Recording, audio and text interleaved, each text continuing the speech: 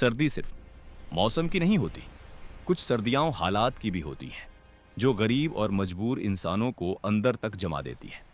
ये कहानी है एक ऐसे पिता की जो अपनी बेटी के लिए कंबल तो ले आया, लेकिन खुद उस कंबल को ओढ़ नहीं पाया।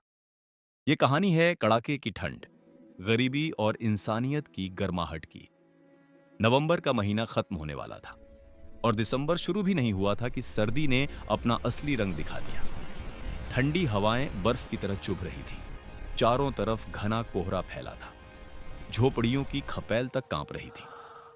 ऐसी ही एक टूटी फूटी झोपड़ी में गरीब राधेश्याम का परिवार ठिठुरता हुआ बैठा था।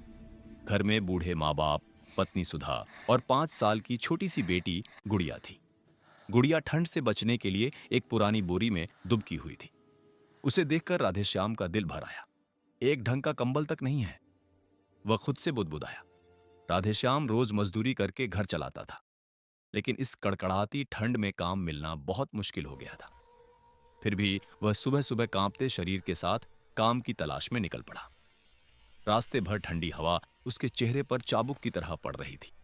गरीबी भी कैसी चीज है, मौसम नहीं देखती, बस भूख देखती है। कुछ दूर उसे जलता हुआ अलाव दिखाई दिया। कई मजदूर आग सेक रहे थे। वह भी वहीं बैठ गया। तभी वहां एक सेठ आया। काम है, गोदाम में भारी बोरियां उतरवानी है। जो तैयार है अभी चले। कड़कती ठंड के कारण कई मजदूर पीछे हट गए, लेकिन राधेश्याम उठ खड़ा हुआ। सेठ जी, मैं करूंगा। उसकी आंखों में डर था, पर उससे बड़ी मजबूरी। मेरी बेटी बोरी में सोती है, आज खाली गया तो वह फिर ठिठुरेगी। दिन भर की हाड़तोड़ मेहनत के बाद शाम को राधेश्याम एक कंबल खरीद सका, लेकिन घर लौटते समय उसे तेज बुखार हो गया। सुधा घबरा गई। आप तप रहे हैं?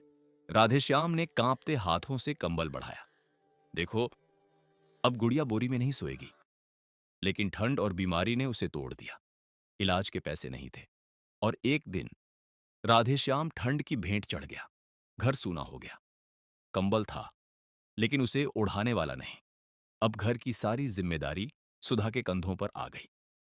ठंड, भूख और दुख, सब एक साथ। मजबूरी में सुधा भी काम की तलाश में निकल पड़ी। एक ढाबे पर उसने हिम्मत जुटाकर कहा, अगर बर्तन धोने या सफाई का काम हो तो मुझे रख लीजिए। ढाबे का मालिक हरी उसकी हालत समझ गया। काम है बहन, मेहनत ज्यादा है, पर मजदूरी ईमानदारी की मिलेगी। सुधा काम में लग गई। बर्फ जैसे पानी में बर्तन धोते हुए उसकी आंखों से आंसू बहते रहे। अगले दिन हरी ने उसे कुछ गर्म कपड़े और कंबल दिए। यह दया नहीं, इंसानियत है। घर में पहली बार ठंड कुछ कम लगी।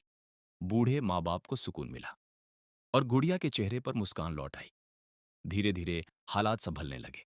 इस कहानी से हमें यही सीख मिलती है कि गरीबी सबसे ज्यादा तब चुभती है जब इंसान अकेला पड़ जाता है, और कभी कभी एक कंबल से ज्यादा इंसानियत की गर्माहट जिंदगी बचा लेती है।